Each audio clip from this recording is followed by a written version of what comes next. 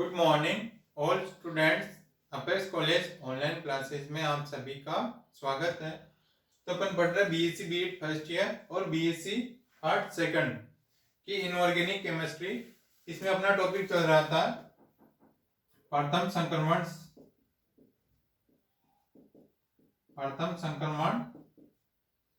तत्व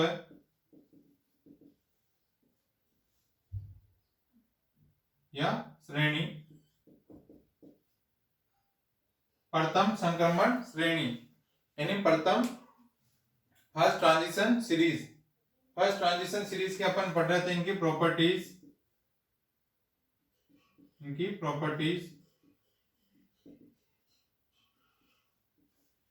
ये अपना टॉपिक चल रहा था प्रथम संक्रमण श्रेणी, जिसमें इनकी प्रॉपर्टीज पढ़ रहे हैं। और इसमें नेक्स्ट प्रॉपर्टीज आती है चुंबकीय गुण,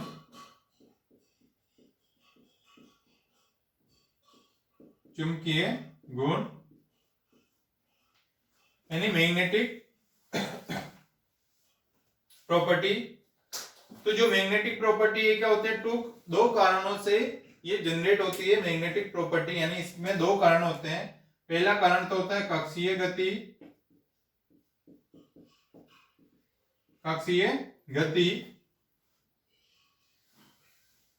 यानी इसमें क्या होंगे, एक तो कक्षीय गति यानी इसमें इलेक्ट्रॉनों के घूमने के कारण क्या हो जाएंगे, इलेक्ट्रॉनों की गति के कारण इसमें चुंबकीय गुण उत्पन्न होते हैं। एक तो होती है कक्षीय गति, एक होती है चक्रण गति। कक्षीय गति इसको बोलेंगे ऑर्बिटल मोशन। यानी क्या होते हैं, जैसे इसमें प्रत्येक इलेक्ट्रॉन कक्षीय गति में प्रत्येक इलेक्ट्रॉन नाभिक के चारों ओर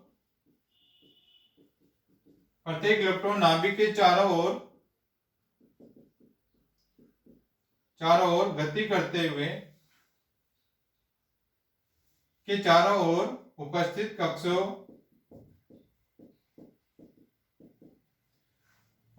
कक्षों में वृत्ताकार गति करते हैं। अतः उनकी तुलना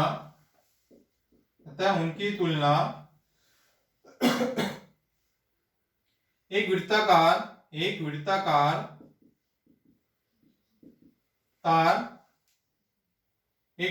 तार में बहती हुई विद्युत धारा से की जा सकती है,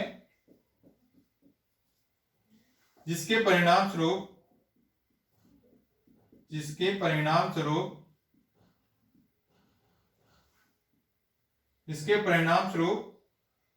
उस क्षेत्र में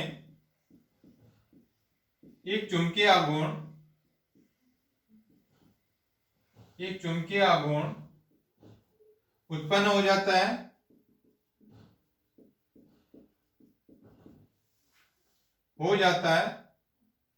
इस प्रकार से उत्पन्न चुंबकीय आघूर्ण को कक्षीय चुंबकीय आघूर्ण बोलते हैं। कक्षीय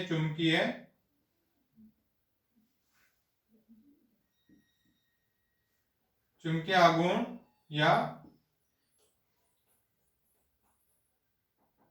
या कक्षीय आघूर्ण कहते हैं। यानी कक्षीय गति यानी क्या होते हैं, प्रत्येक इलेक्ट्रॉन क्या करते हैं, जैसे उसके चारों ओर यानी प्रत्येक इलेक्ट्रॉन जिसके नाभिक के चारों ओर क्या होंगे, उपस्थित कक्षक होते हैं, यानी चारों ओर ऑर्बिटल होते हैं, जिसमें क्या होंगे, वो वृत्ताकार कक्ष में ये वृत्ताकार गति करते रहते हैं। इलेक्ट्रॉन अपने कक्ष में क्या करते हैं, वृत्ताकार चक्कर लगाते रहते हैं। तो उनकी तुलना क्या करते हैं, वृत्ताकार तार में बहती हुई विद्युत धारा से की जाती है। जैसे क्या हो रहा है, एक वृत्ताकार तार है जिसमें क्या हो रहा है, उसमें विद्युत धारा प्रवाहित हो रही है। उसी प्रकार ये क्या है, कक्ष में इलेक्ट्रॉन चक्कर लगा रहे हैं।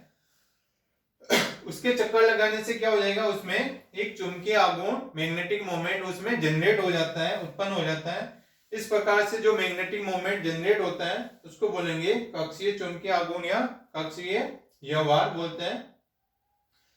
ये जिसके कारण क्या हो जाएगा, कक्षीय गति होती है, जिसके कारण क्या हो जाता है, मैग्नेटिक मोमेंट जनरेट हो जाता है, जिसके कारण चुंबकीय व्यवहार आ जाता है। तो इसलिए इसको बोलते हैं कक्षीय गति। यानी क्या होता है, इलेक्ट्रॉन अपने, जैसे ये हो गई नाभिक है, ये नाभिक के वृत्ताकार कक्षक है, जिसमें क्या कर रहे हैं, इलेक्ट्रॉन वृत्ताकार कक्ष में ये चक्कर लगा रहे हैं। इन चक्कर लगाने से क्या हो जाता है, इसमें विद्युत धारा, या जैसे विद्युत धारा होगी तार के जैसे, तो उसी प्रकार इलेक्ट्रॉन चक्कर लगा रहा है, जिससे क्या हो जाता है, इसमें मैग्नेटिक मोमेंट जनरेट हो जाता है। इसलिए इसको बोलेंगे कक्षीय गति या कक्षीय चुंबकीय आघूर्ण। अब आता है नेक्स्ट चक्रण गति। स्पिन मोशन, स्पिन मोशन यानी क्या करते हैं, जैसे प्रत्येक इलेक्ट्रॉन नाभिक के चारों ओर गति करने के साथ साथ क्या करते हैं, अपने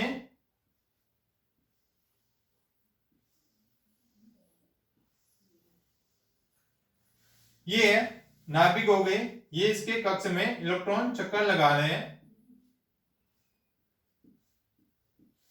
यानी क्या करते हैं, जो नाभिक होती है, इस नाभिक के चारों ओर जो कक्ष में इलेक्ट्रॉन चक्कर लगा रहे हैं, इस कक्ष में इलेक्ट्रॉन चक्कर लगाने के साथ साथ ही अपने अक्ष पर भी क्या करते हैं, इलेक्ट्रॉन चक्कर लगाते हैं। उसी प्रकार क्या करते हैं, जैसे सूर्य के चारों ओर पृथ्वी सारे इसके घूम रहे हैं, जैसे पृथ्वी घूम रही है, सूर्य के चारों ओर क्या हो रही है, पृथ्वी घूम रही है, तो पृथ्वी सूर्य के चारों ओर घूम रही है, उसी प्रकार इसमें इलेक्ट्रॉन भी नाभिक के चारों ओर या अपने अक्ष में घूम रहे हैं। तो क्या करता है, और ये जो इलेक्ट्रॉन होते हैं अपनी कक्ष पर भी, अपने एक्सिस के ऊपर भी क्या करते हैं, ये चक्रण करते हैं। जैसे क्या होते हैं, पृथ्वी अपनी जगह पर भी एक दिन में या 24 घंटे में एक चक्कर पूरा लगा देती है, उसी प्रकार ये इलेक्ट्रॉन भी क्या करते हैं, अपनी जगह पर या अपनी एक्सिस के ऊपर भी क्या करते हैं, रोटेट करते हैं, जिससे क्या हो जाता है, मैग्नेटिक मोमेंट इसमें जनरेट हो जाता है, चुंबकीय गुण आ जाता है, जिसके कारण भी क्या हो जाएगा, मैग्नेटिक मोमेंट जनरेट हो जाता है। इसलिए इसको बोलेंगे चुंबकीय चक्रण गति, या इसको बोलेंगे चक्रण गति। तो ये दो रीजन है जिसके कारण से क्या होंगे, इसमें चुंबकीय गुण आ जाता है।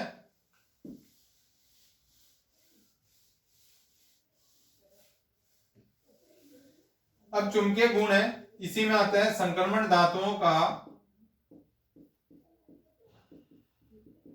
का चुंबकीय व्यवहार, चुंबकीय व्यवहार यानी संक्रमण धातुओं का चुंबकीय व्यवहार। तो जैसे अपन सबसे पहले देखते हैं प्रतिचुंबकत्व है, प्रतिचुंबकत्व या डायमैग्नेटिज्म, डायमैग्नेटिज्म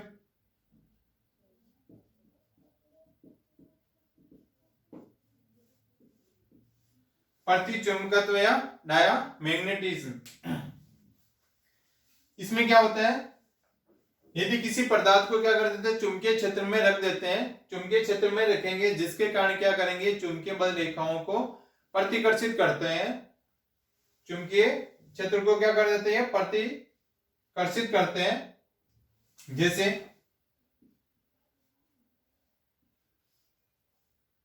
और ये एस,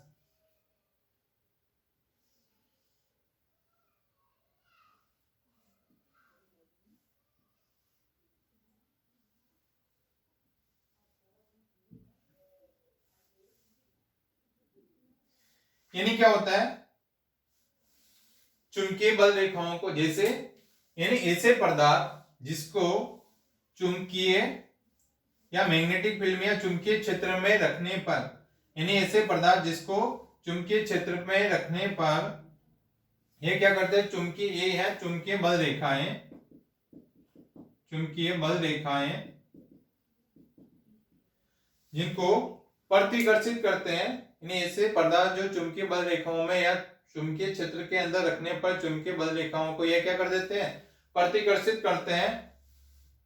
तो इस पदार्थ को बोलते हैं प्रतिचुंबकत्व पदार्थ, ये है प्रतिचुंबकत्व पदार्थ।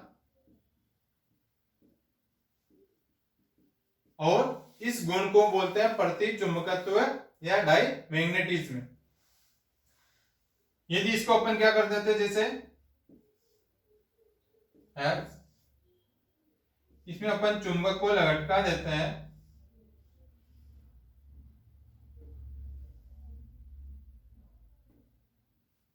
तो इस प्रकार ये व्यवस्थित हो जाते हैं प्रतिचुंबकीय पदार्थ को। यदि इस मैग्नेटिक फील्ड के अंदर इस प्रकार लटका दिया जाता है तो इस प्रकार से चुंबकीय क्षेत्र की दिशा में, यानी चुंबकीय क्षेत्र से लंबवत दिशा में, चुंबकीय क्षेत्र से लंबवत दिशा में व्यवस्थित हो जाती है।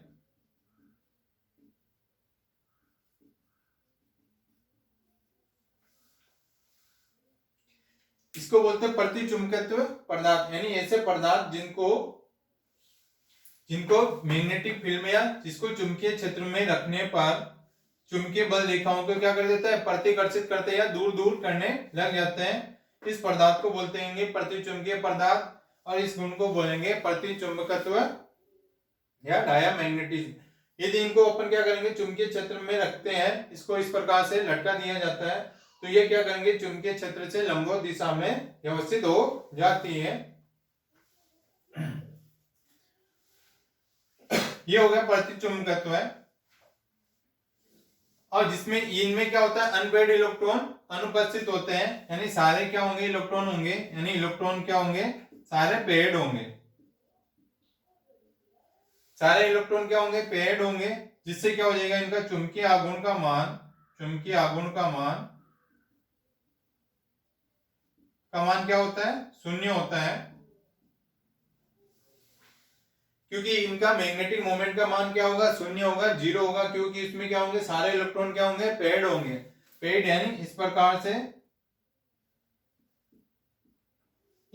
से व्यवस्थित होंगे, जिसमें सारे इलेक्ट्रॉन क्या होंगे, पेयर्ड होंगे, जिसके कारण क्या हो जाएंगे, उसमें कोई अनपेयर्ड इलेक्ट्रॉन प्रेजेंट नहीं है, इसलिए इसका चुंबकीय आघूर्ण का मान शून्य हो जाएगा, और ये प्रतिचुंबकत्व की तरह ये व्यवहार करते हैं।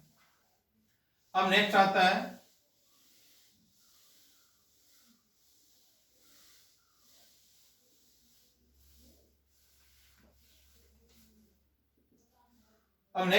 अनुचुंबकत्व। अनुचुंबकत्व या पैरामैग्नेटिज्म।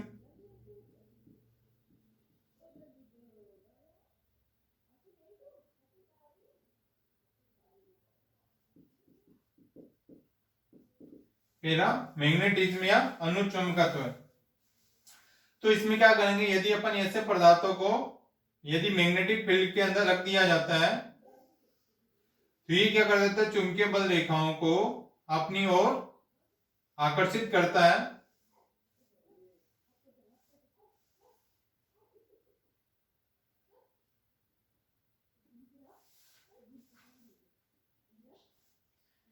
यानी बल रेखाओं को आकर्षित करते हैं।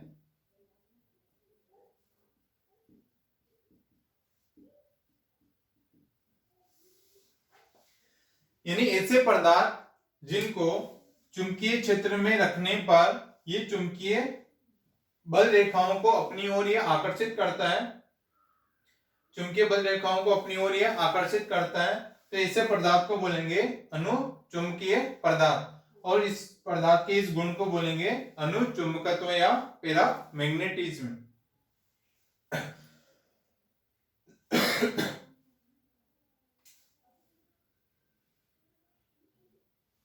यदि इसको पदार्थ को अपन यदि चुंबकीय क्षेत्र में लटका दिया जाता है, तो ये क्या हो जाएंगे, इस प्रकार से चुंबकीय क्षेत्र के दोनों ध्रुवों के बीच में व्यवस्थित हो जाती है।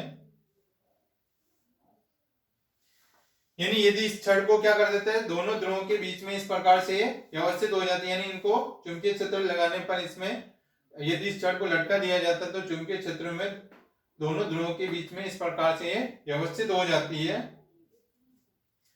इस पदार्थों के इस गुण को बोलेंगे अनुचुंबकत्व, यानी ऐसे पदार्थ जिनको चुंबकीय क्षेत्र में रखने पर क्या हो जाता है, चुंबकीय बल रेखाओं को अपनी ओर आकर्षित करता है, पदार्थों के इस गुण को अनुचुंबकत्व, अनुचुंबकीय पदार्थ, और इनको बोलेंगे अनुचुंबकत्व या पैरामैग्नेटिज्म।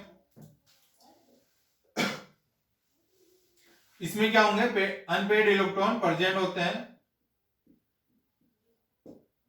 अनपेयर्ड इलेक्ट्रॉन पाए जाते हैं, जिसके कारण से क्या हो जाएंगे, इसमें ये अनुचुंबकीय का व्यवहार दर्शाते हैं। अब आता है नेक्स्ट,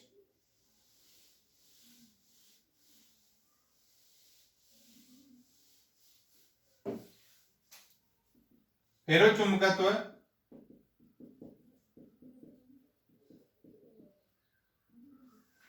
या फेरोमैग्नेटिज्म।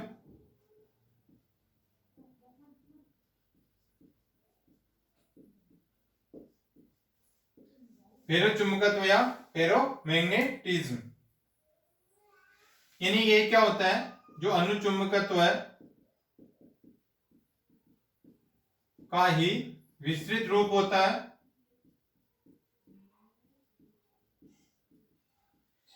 फेरोमैग्नेटिज्म में ये क्या होता है, जो पैरामैग्नेटिज्म का ही ये विस्तृत रूप होता है। इन्हें कुछ पदार्थ ऐसे होते हैं जिसमें क्या हो जाता है, अनुचुंबकत्व का गुण इनमें आ जाता है। यानी ऐसे पदार्थों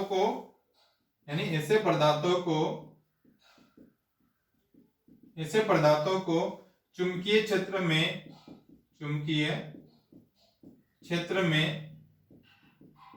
रखने पर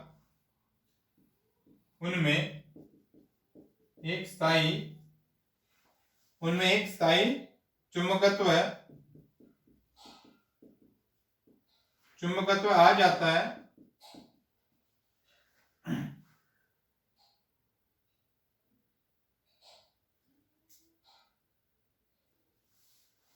यानी क्या करेंगे, ऐसे पदार्थों को यदि अपन चुंबकीय क्षेत्र में रख देते हैं, जिसके कारण क्या हो जाएंगे, उस पदार्थ में एक स्थायी चुंबकत्व का गुण आ जाता है।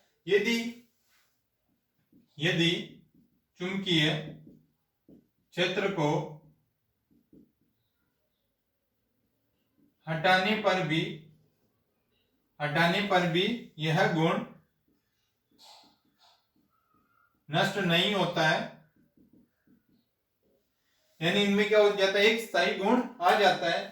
यानी क्या करेंगे, ऐसे पदार्थों को यदि मैग्नेटिक फील्ड में रख दिया जाता है, जिसमें क्या हो जाएगा, उसमें स्थायी चुंबकत्व का गुण या मैग्नेटिक प्रॉपर्टीज का गुण इसमें आ जाता है।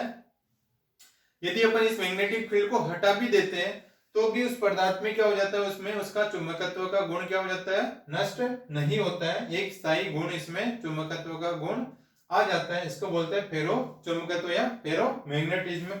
और इसका एग्जांपल है आयरन, लोहा और कोबाल्ट और निकल। ये तीनों इसके एग्जांपल है। जैसे मेन तो क्या होगा, आयरन, कोबाल्ट और निकल। मेन होता है आयरन। आयरन में क्या हो जाता है, ये फेरोमैग्नेटिज्म होता है, जिसमें स्थायी चुंबकत्व का गुण आ जाता है। यानी जिससे क्या करते हैं, एक वस्तु के साथ में दूसरी वस्तु इस प्रकार से चिपकी जाती है, तो उसको बोलेंगे फेरो चुंबकत्व। ये हो गए इसके चुंबकीय गुण।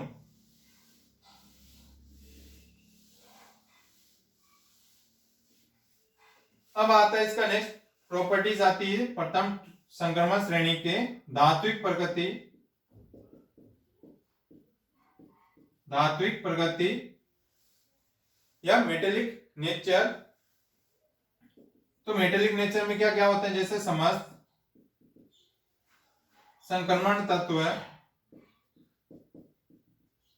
क्या होते हैं, कठोर होते हैं और इसमें आघात वर्धितता होती है। यानी जितने धातु में गुण होते हैं उसी प्रकार उनमें भी सारे गुण संक्रमण श्रेणी में होंगे। इसमें आघात वर्ध्य का गुण होता है,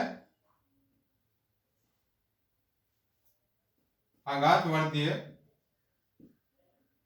इसको बोलते हैं मेलाबाइल।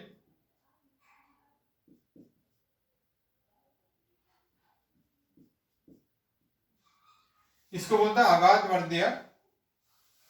और इसमें तन्यता का गुण भी पाया जाता है या डक्टाइल्स।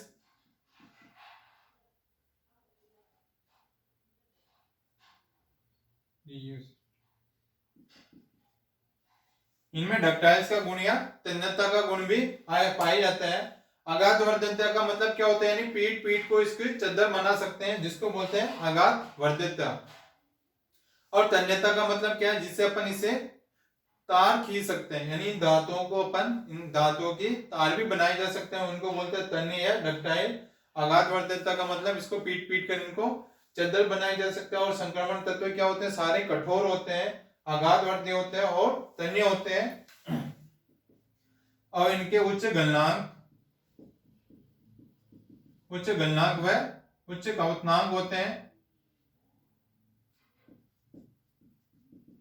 उच्च गलनांक व उच्च कवचनांक वाले धातु होते हैं और ये विद्युत व उष्मा के सुचालक होते हैं।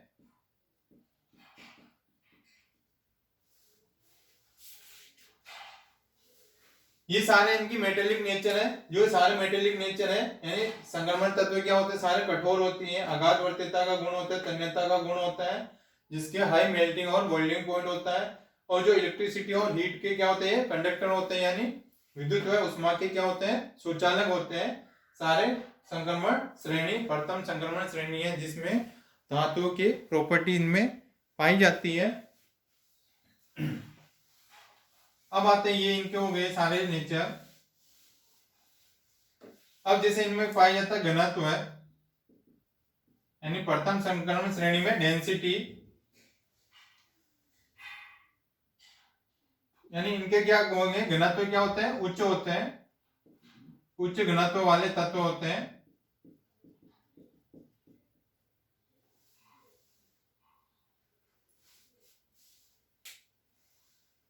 तो यानी इनमें क्या होंगे, हाई डेंसिटी इनमें पाई जाती है। ये इसका नेक्स्ट नेचर है, हाई डेंसिटी इनमें पाई जाती है। अब नेक्स्ट आता है इसमें, और इनमें क्या होता है, उत्प्रेरक का गुण भी पाया जाता है। और यानी नेक्स्ट क्या है, इनमें उत्प्रेरक का गुण भी पाया जाता है। यानी प्रथम ट्रांजिशन सीरीज है जिसमें क्या होता है, उत्प्रेरक का गुण भी पाया जाता है। और उत्प्रेरक क्या होते हैं, यानी उत्प्रेरक किसे कहेंगे या कैटेलिस्ट किसे कहेंगे, यानी जो रासायनिक अभिक्रियाओं में भाग नहीं लेता है, उसकी रिएक्टिविटी को या उसकी क्रियाशीलता या अभिक्रिया की दर को क्या करता है, रेट ऑफ रिएक्शन को इंक्रीज कर देता है, यानी अभिक्रिया की दर को वो बढ़ा देता है। यानी रासायनिक अभिक्रियाओं में भाग नहीं लेता है बल्कि अभिक्रिया की दर को वो बढ़ा देता है, रेट ऑफ रिएक्शन को इंक्रीज कर देता है, उसको बोलते हैं कैटेलिस्ट। और उत्प्रेरक का गुण, यानी उत्प्रेरक क्या होंगे, टू टाइप्स के हो जाएंगे। जैसे एक तो हो जाएंगे सममांगी उत्प्रेरक, सममांगी उत्प्रेरण, सममांगी या इसको बोलेंगे होमोजीनियस कैटेलिस्ट। इसमें क्या हो जाएंगे,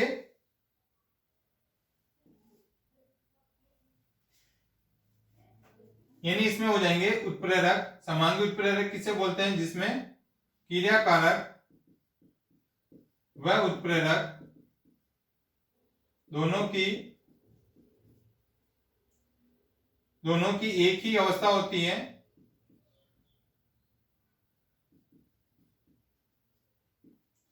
दोनों की क्या होगी, एक ही अवस्था पाई जाती है, उसको बोलेंगे सममांगी उत्प्रेरक। यदि क्रियाकारक इसमें, यदि क्रियाकारक या ठोस है तो उत्प्रेरक भी क्या होगा, कैटेलिस्ट भी क्या होगा, ठोस होगा। यदि ये लिक्विड है तो ये भी लिक्विड होगा, यदि ये सॉलिड है तो ये भी सॉलिड, लिक्विड है तो लिक्विड, गैस है तो ये गैस। यदि दोनों क्रियाकारक व कैटेलिस्ट या रिएक्टेंट एंड कैटेलिस्ट की दोनों की फेज होती है या अवस्था होती है, वो क्या होगी, यदि समान होगी तो उसको बोलेंगे सममांगी। यदि सेकंड आता है विषमांगी, विषमांगी उत्प्रेरक उसे बोलेंगे, विषमांगी उत्प्रेरक उसको बोलेंगे जिसमें क्रियाकारक और उत्प्रेरक दोनों की अवस्था क्या होगी, अलग अलग होती है, यानी दोनों की अवस्था अलग अलग, दोनों की अवस्था अलग अलग होती है, उसको बोलते हैं विषमांगी उत्प्रेरक। यानी एक जैसे सॉलिड है तो एक क्या हो जाएगा, गैस, एक गैस है तो एक सॉलिड। इस प्रकार से दोनों की अवस्था क्या होगी, अलग अलग होती है, उसको बोलते हैं विषमांगी उत्प्रेरक। यानी कैटेलिस्ट का गुण भी जो ट्रांजिशन सीरीज होती है उनमें पाया जाता है। और कैटेलिस्ट टू टाइप्स के होंगे, या तो होमोजीनियस, एक होता है हिट्रोजीनियस। होमोजीनियस कैटेलिस्ट और हिट्रोजीनियस कैटेलिस्ट। होमोजीनियस कैटेलिस्ट के अंदर क्या होता है, इसमें रिएक्टेंट एंड कैटेलिस्ट दोनों की फेज क्या होती है, सेम होती है, उसको बोलते हैं होमोजीनियस कैटेलिस्ट। और हिट्रोजीनियस कैटेलिस्ट उससे बोलेंगे जिसमें क्या हो जाएंगे, रिएक्टेंट एंड कैटेलिस्ट की दोनों की फेज क्या होगी, दोनों की डिफरेंट डिफरेंट फेज होती हैं, उसको बोलते हैं हिट्रोजीनियस या विषमांगी उत्प्रेरक। अब इसकी जो नेक्स्ट प्रॉपर्टी हो अपन नेक्स्ट क्लास में इसका डिस्कस करेंगे। ओके, प्रथम संक्रमण श्रेणी के जो नेक्स्ट प्रॉपर्टी हो नेक्स्ट क्लास में इनका डिस्कस करेंगे।